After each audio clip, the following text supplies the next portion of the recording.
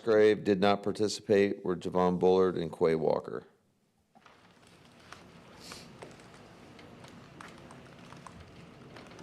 You had said after the game the other night that Cooper's just kind of scratching the surface of what he could become in this league.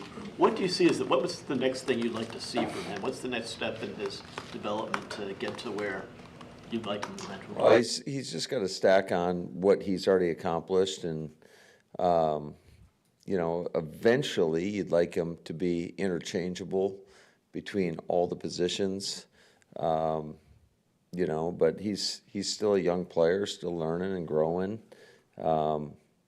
But I love everything he brings to this team, and I think he's kind of learned his process in terms of how to prepare the best throughout the course of the week so he can go out there and play the best on Sundays. And I think Campy's done a great job with him.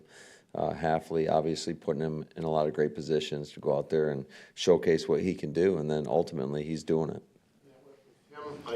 He did what he did in, 2/3 of the snaps or whatever, maybe less. That's kind of what I'm talking about, a little bit.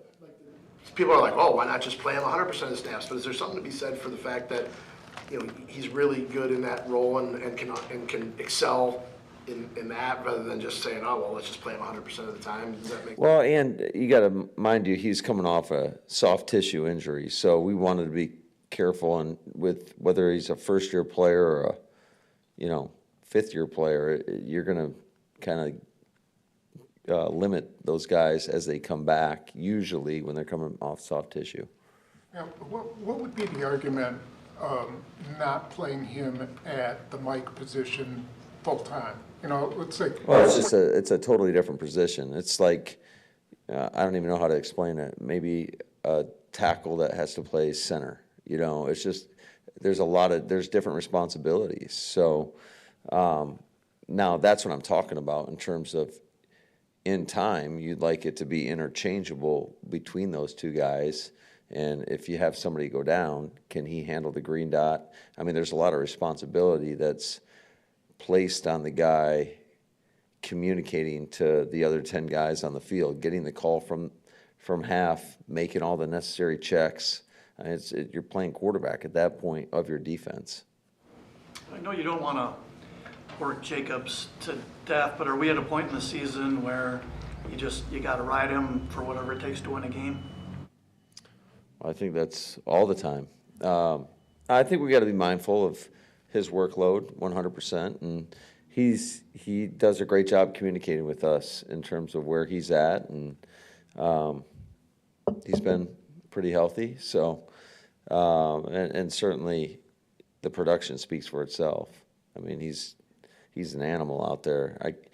Very few times do I feel like when we give him the ball, he doesn't make the first guy miss. And so hopefully we'll continue to draw up some better things for him because he's handled a lot of tough yards where he's getting hit in the hole or a yard downfield and still getting positive yardage out of the plays. I was going to ask you about that too. Is that a big picture in your mind at all? He's gotten 300 and some touches. Chances are you're going to make the playoffs. You're going to need him for January. Whatever those days are, We're just worried about today, Bill. Seriously, is that all you? To exaggerate, is that really all you care about? No, yeah, for the most part, yeah. I worry about trying to be our best in the moment and get better and better and better. And nothing's a lock for us, so you got to go out and win games.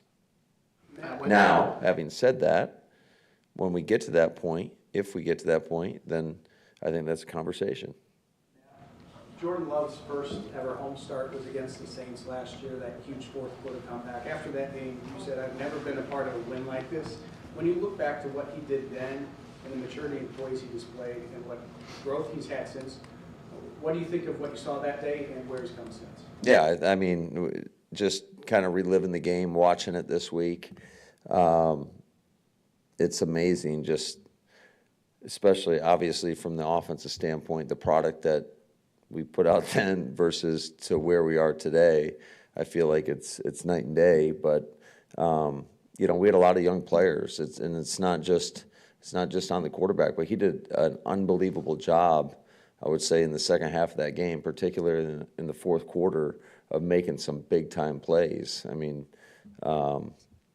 the final drive, obviously that 2-point play was critical. We'd scored on a 4th and 1 right before that. So he made a lot of great plays throughout the course of that game. But I just think the consistency of which he now plays the game is I mean, you would expect that. The more reps you get, the better you're going to be.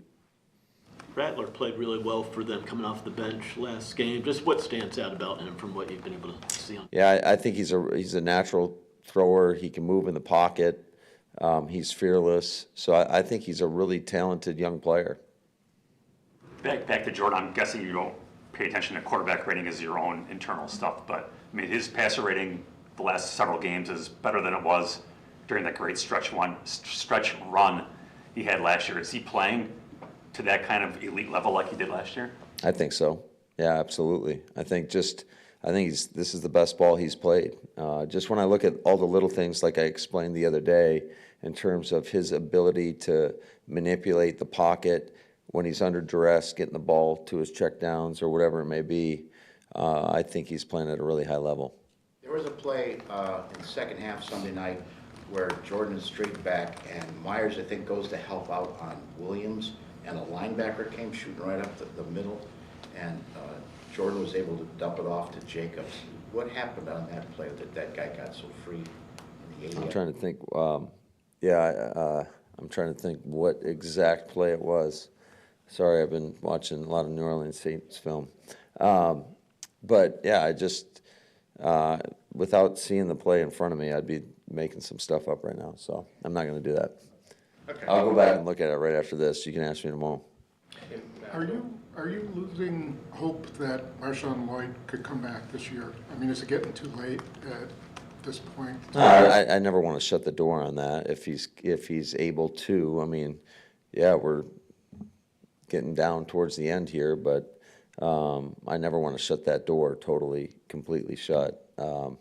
So he's just going to focus on continuing to get better, and when he can go, he can go.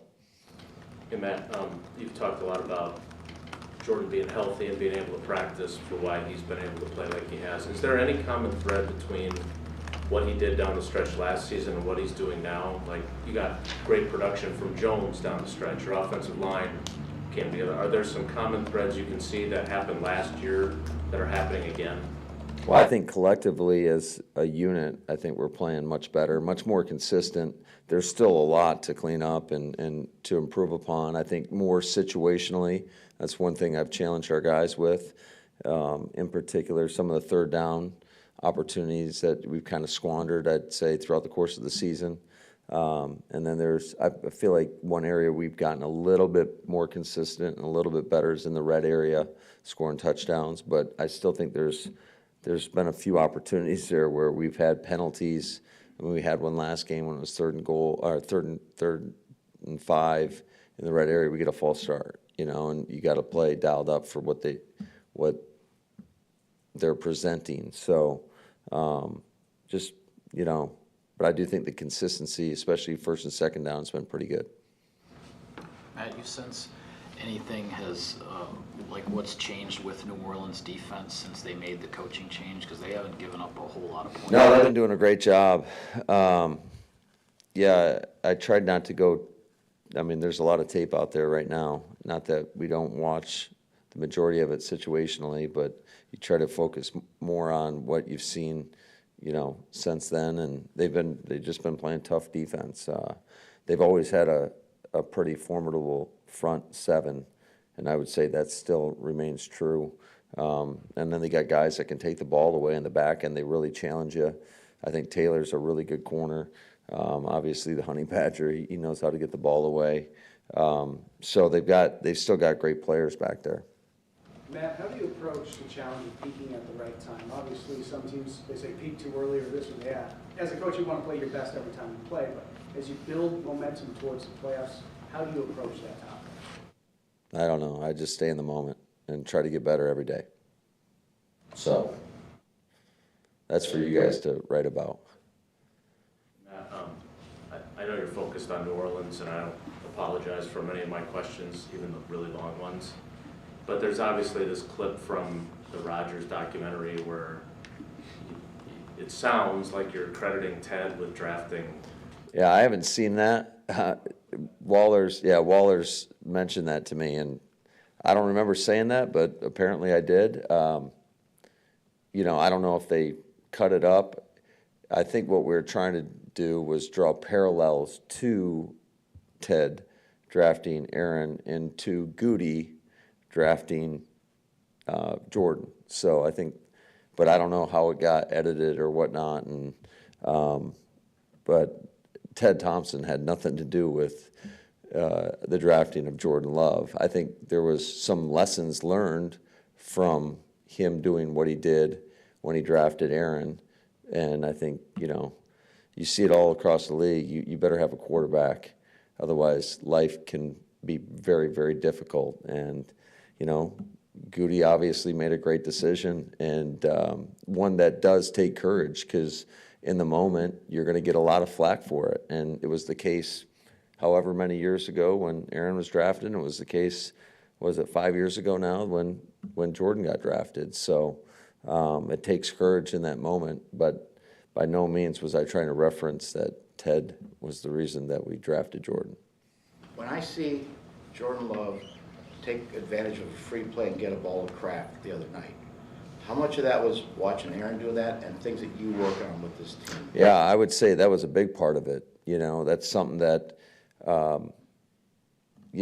as an outsider before I got here, you're always intrigued, and how do these guys get so many free plays? And having learned that, we all kind of learned that from Aaron, and Jordan's taken ownership of that and doing a great job, number one, with his cadence.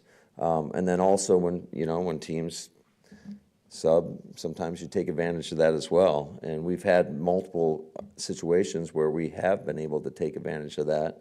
And that ultimately comes down to the quarterback. And he's done a great job with that. Two more, please.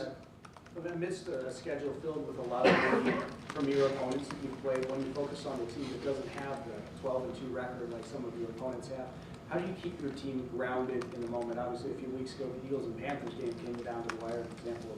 Yeah, I think it always comes back to us. No matter who we're playing, we have not played a complete game, I would say, in all three phases in the same game. There's been moments in every phase, but it always comes back down to focusing on yourself. And I don't care who you're playing in this league. You're always competing against yourself and just wanting to put your best ball out there and then let the results go where they may. Matt, what did you see from Jair Alexander today out there after not practicing on Friday? Yeah, he was out there. I got to go back and tell you after I watched the tape. I mean, there's a lot of bodies out there where I'm not just solely focused on him, but he was out there, he was full, and we'll take a look at the tape, and hopefully we can build upon that and have another great day tomorrow. Hey, Matt, you've received the opening kickoff, I think, on like 9 of your last games or something like that, and some of those have been your choice. Is that analytics now that, hey, we're just going to take it every time we win? The only analytic is right here, right in the gut, all right? Yes, it's a gut thing. Based on my gut. That's a great question, Tom. A lot of stuff.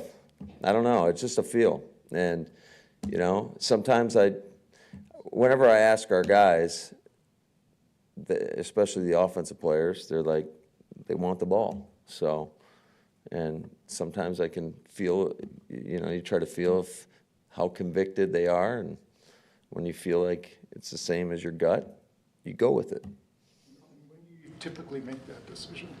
Right before kickoff. Oh, yeah. Yeah. Because I usually don't think about it till right before kickoff, if I'm being honest. I mean, you do it in like pregame in that time. So, but yeah, that's relatively close to kickoff. It's not like I'm sitting here today making that decision. Is the conventional wisdom for that, though, that you can potentially manage the clock late in the second quarter so you can double up? It's a little bit easier than if you obviously, is that not what coaches usually think? There's two sides to it. Obviously, if you get the ball, you go down and score, now you got a lead. If you get the ball, you don't score, now it's potential to get doubled up, is how the correct vernacular, if I said that right.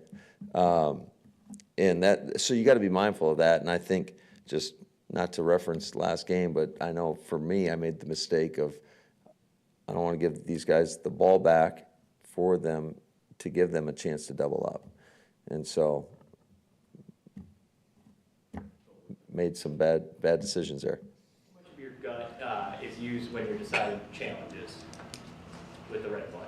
Not a gut decision. No gut. Is that something you guys have looked at? I mean, obviously the 0-6, is that something that you have to? That's something for you guys to talk about. I don't really care. Like, if I think it's worthy of a challenge, we'll challenge it. We'll probably be a little bit more aggressive in the first half, and then some of it's just timing and what is the complexion of the game, and if we need something. And there's been times where we've wanted to take a timeout where the play was close enough so you just challenge the play instead, and maybe it goes your way. But yeah, I'm gonna worry about winning games, and then we'll worry about getting the challenges right. How about that? Good? Thank you, guys. All right, thanks. What you got? You guys love practicing in the snow. This temperature's pretty good out there. You're gonna have an opportunity to go ask them. But that is one of the advantages here. We're gonna play a game Monday night. I mean, last I told, it could be like this. So why not get game-like conditions in practice and kind of get a feel for how you have to move on that grass, because there was a little bit more snow than I anticipated, but it was all good. Thanks, guys. Thanks.